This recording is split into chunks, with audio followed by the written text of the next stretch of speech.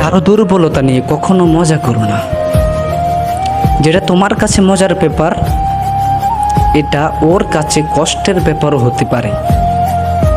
কারণ হাসি ঠাট্টা, আপনি একজন মানুষকে নিয়ে হাসি ঠাট্টা করতেছেন তার দুর্দিনে, আপনি কোন দিন হাসি ঠাট্টার মধ্যে পড়ে জানাতে জানেন? আপনারও একদিন দুর্দিন আসতে পারে, ওই দিন আপনাকে নিয়ে মানুষ হাসাহাসি করবে।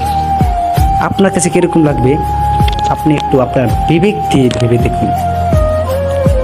তো আপনারা কারো পরিস্থিতির শিকারে আপনারা হাসি ঠাট্টা করবেন না। যেমন আমাদের এই 24 সালের ঘটনায় বলতেছি আমরা, ফেনী, কুমিল্লা, নোয়াখালীতে বন্যা কবলিত মানুষরা হাউমা করে কাঁদতেছে।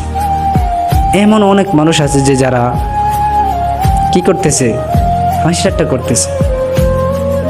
তো হাসি ঠাট্টা না করে মানুষের বিপদে এগিয়ে আসো। মানুষের কোন সমস্যাটার মধ্যে পড়ে আছে মানুষ, আপনারা তার কিছু জানতে চান, যদি পারেন সাহায্য করেন, না পারলে কিছু করা লাগবে না, ক্ষতি করবেন না কিন্তু।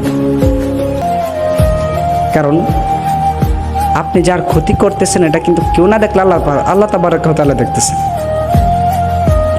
তো ক্ষতি জিনিসটা এরকম, আপনি মনে মনে চিন্তা করতেছেন মনে মনে যে আমি তার ক্ষতি করে পার পেয়ে গেছি, কিন্তু উপরে তো একজন আছে যে আপনার ক্ষতিটা দেখতেছে।